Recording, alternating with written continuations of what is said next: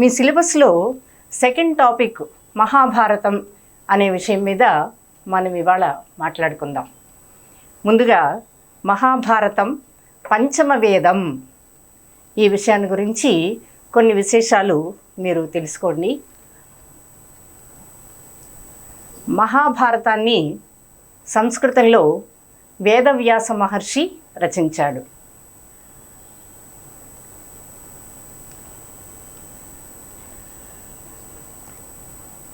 మనకి పెద్దలు ఒక సామెత చెప్పేవారు ఇంతకుముందు, తింటే గారెలే తినాలి, వింటే భారతం వినాలి అని. మీరు కూడా విని ఉంటారేమో బహుశా.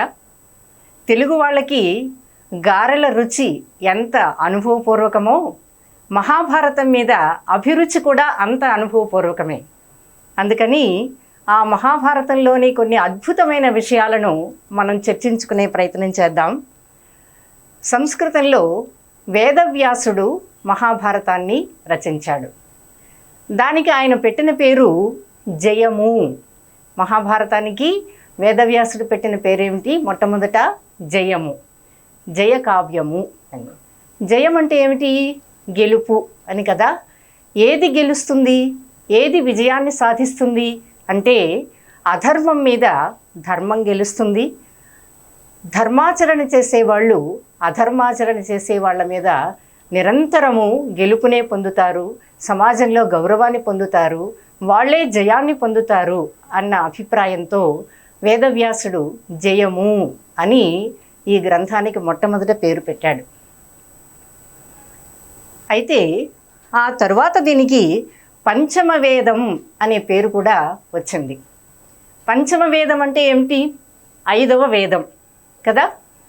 5వ వేదం అన్నప్పుడు ఇంకా 4 వేదాలు ఉన్నాయా? మొదటివి అవును, 4 వేదాలు ఉన్నాయి. మన భారతీయ సంస్కృతిలో, మన సనాతన ధర్మంలో, హిందూ ధర్మానికి సంబంధించి 4 వేదాలు ఉన్నాయి. ఇంకొక విశేషం ఏమిటంటే హిందూ అన్నది ఒక మతం కాదు, ఒక ధర్మం. మానవుడు ఆచరించవలసినటువంటి జీవన విధానం, ఒక నడవడిక, దాన్ని బోధించేదే ధర్మం. అదే మన సనాతన ధర్మం. ఆ సనాతన ధర్మాన్ని మొదటి 4 వేదాలు పేర్కొన్నాయి. ఏమిటి ఆ 4 వేదాలు? ఋగ్వేదం, ఇక్కడ చూడండి,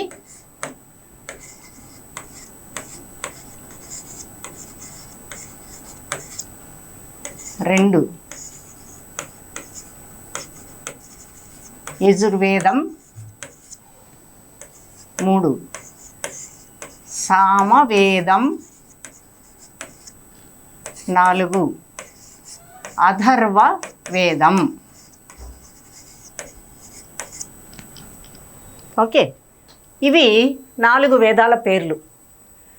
ఈ 4 వేదాల్లో ఏం చెప్తున్నారు, ఏముంది విషయము? మహాభారతాన్ని పంచమ వేదం అని అనడానికి కారణం ఏమిటి అని ఆలోచిస్తే వేదాలు చెప్పినవి ఏమిటంటే సత్యము, ధర్మము యొక్క ప్రాధాన్యాన్ని. సత్యమేవ జయతే అన్నది మీకు బాగా పరిచితమైనటువంటి వాక్యమే. అలాగే ధర్మమే రక్షిస్తుంది, ధర్మో రక్షతి రక్షితః అని కూడా మీరు విని ఉంటారు. కాబట్టి సత్యము యొక్క గొప్పతనాన్ని, ధర్మము యొక్క గొప్పతనాన్ని, ఆ ధర్మాచరణ వలన సమాజంలో ఎటువంటి గౌరవము, ఎటువంటి ఉన్నతి జరుగుతుందో చెప్పినటువంటివి వేదాలు. సత్యే సర్వం ప్రతిష్ఠితం అని కూడా సత్యాన్ని గురించి వేదాల్లో చెప్పారు. అంతేకాదు ధర్మము మానవ సమాజానికి మూలభూతమైనటువంటి అంశము. కాబట్టి సత్యం యొక్క విశిష్టత, ధర్మం యొక్క విశిష్టత వేదాలు బోధించాయి. అలాగే మానవుడు లౌకికంగా ఎలాంటి జీవితాన్ని గడపాలి, ఆధ్యాత్మికమైనటువంటి భావన ఎలా కొనసాగించాలి, సమాజాన్ని ముందుకు తీసుకువెళ్ళడానికి సమాజ శ్రేయస్కరమైనటువంటి కార్యకలాపాలను ఎలా చేయాలి, వీటన్నిటినీ కూడా వేదాలు మనకు బోధిస్తాయి. అయితే వేదాలు ప్రభు సంహితాలు అని ఒక నానుడి ఉంది. ప్రభు సంహితాలు అంటే ఏమిటంటే ఒక రాజు ఎలా అయితే శాసనం చేస్తాడో వేదాలు అలా శాసిస్తాయట మనుషుల్ని. సత్యం వద, సత్యాన్నే మాట్లాడు, ధర్మం చర, ధర్మాన్ని ఆచరించు. ఇది ఒక ఆర్డర్, ఇది ఒక శాసనం. వేదాల యొక్క విధానం అది. అయితే ఆ వేదాలు సామాన్యులకు అందుబాటులో లేవు. ప్రాచీన కాలం నుంచి కూడా కొన్ని వర్గాలు, కొంతమందికి మాత్రమే వేదాలు పరిచితాలు. సమాజంలోని ప్రతి వ్యక్తి కూడా వేదంలో చెప్పబడినటువంటి అంశాలను సులభంగా, సరళంగా నేర్చుకునే అవకాశం లేదు. అందుకని వ్యాస మహర్షి ఆ వేదోక్తమైనటువంటి ధర్మాలను, వేదానికి మూలమైనటువంటి ధర్మాన్ని ఆధారం చేసుకొని, సత్యాన్ని ఆధారం చేసుకొని, ఒక కథను ఆలంబనం చేసుకొని, ఆ కథ ద్వారా మహాభారతాన్ని మనకు అందించాడు. అంటే ఒక ఉదాహరణ రూపంలో అన్నమాట. వేదంలో చెప్పబడినటువంటి సిద్ధాంతానికి ఒక కథ చెప్పి, ఇదిగో ఈ కథలో ఈ వ్యక్తి ఇలా ప్రవర్తించాడు కాబట్టి విజయాన్ని పొందాడు, ఈ కథలో ఈ వ్యక్తి ఇలా ప్రవర్తించలేకపోయాడు కాబట్టి వినాశనాన్ని పొందాడు, ఇలా సోదాహరణంగా చెప్పే రీతి మనకు భారతంలో కనిపిస్తుంది. అందుచేత వేదాల్లో ఉన్నటువంటి సత్య ధర్మాలను ఆధారం చేసుకొని, కౌరవ పాండవుల కథను అడ్డం పెట్టుకొని సమాజానికి ఏం బోధించాలో వాటిని బోధించాడు వ్యాసుడు. అందుకని దీన్ని పంచమ వేదం అన్నారు. పంచమ వేదం అంటే 5వ వేదము అన్నది అర్థమైంది కదా. కాబట్టి మహాభారతంలో ఈ సమాజంలోని ప్రతి వ్యక్తి నడుచుకోవటానికి అవసరమైన ధర్మార్థ కామమోక్షాలు అని మన సనాతనులు పేర్కొంటున్నటువంటి విషయాలన్నిటికీ సంబంధించిన వివరణలు, కథలు, ఉదాహరణలు మనకు భారతంలో కనిపిస్తాయి. అందుకే మహాభారతాన్ని గురించి చెప్తూ ఒక ప్రసిద్ధమైన ప్రశంసను చెప్తారు చూడండి. ధర్మేచ అర్థేచ కామేచ మోక్షేచ భరతర్షభ యది హాస్తి తదన్యత్ర యన్నేహాస్తి నతత్ క్వచిత్ అని అన్నారు. అంటే ధర్మార్థ కామమోక్షాలకు సంబంధించిన మానవుడు నిత్య జీవితంలో అనుసరించవలసినటువంటి 4 పురుషార్థాలకు సంబంధించిన విషయాలకు ఏది ఏది ఆచరణీయమో, ఎలా ఎలా ప్రవర్తించాలో, వాటికి సంబంధించిన విశేషాలన్నీ మహాభారతంలో ఏవైతే చెప్పబడ్డాయో అవే ఇతర గ్రంథాల్లోనూ ఇతర ప్రదేశాల్లోనూ కూడా చెప్పబడ్డాయి. యది ఇహ అస్తి తద్ అన్యత్ర యన్ నేహాస్తి యత్ నా ఇహ అస్తి. ఈ భారత గ్రంథంలో ఏవైతే లేవో ఇక ప్రపంచంలో ఎక్కడా కనిపించవు, ఇక ఏ గ్రంథంలోనూ కనిపించవు అని ఆ శ్లోకానికి అర్థం. ఇంతగా ప్రశస్తి పొందినది మహాభారతం. సంస్కృతంలో వ్యాసుడు రచించినటువంటి జయము అనే గ్రంథం అన్నమాట. అందుకే మహాభారతాన్ని ఇతిహాసము అని ఇంకొక పేరుతో కూడా పిలుస్తారు. ఇతిహాసము, ఇతిహాసం అంటే ఏమిటంటే ఇతిహాస పురావృత్తం, పూర్వం ఇలా జరిగింది, పూర్వ రాజుల యొక్క చరిత్ర ఇది అని చెప్పేది అని అర్థం దానికి. ఇది ఇహ ఆసహ, ఇది ఇక్కడ ఇలా జరిగింది అని చెప్పినటువంటి వృత్తాంతం. మహాభారతంలో చంద్రవంశ రాజుల చరిత్ర చెప్పబడింది కాబట్టి ఇతిహాసము అనే పేరు కూడా దీనికి ఏర్పడింది. ఇలాంటి ఇతిహాసాలు మనకి 3 ఉన్నాయి. భారతం, భాగవతం, రామాయణం. ఈ 3ంటిని కూడా ఇతిహాసములు అనే అంటారు.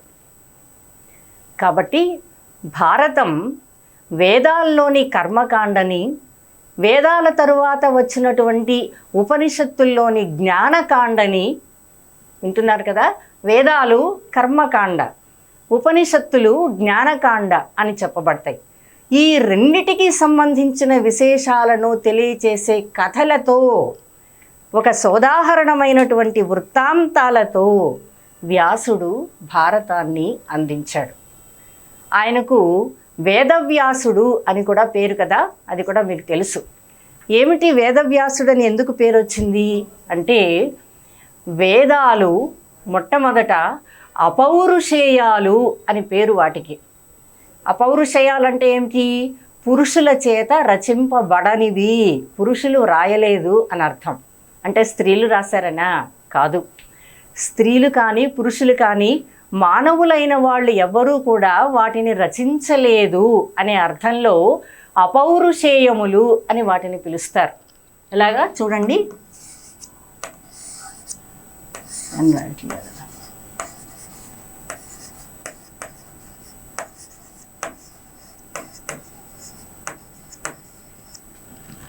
అపౌరుషేయములు కాబట్టి మానవ మాతృల చేత రచింపబడలేదు.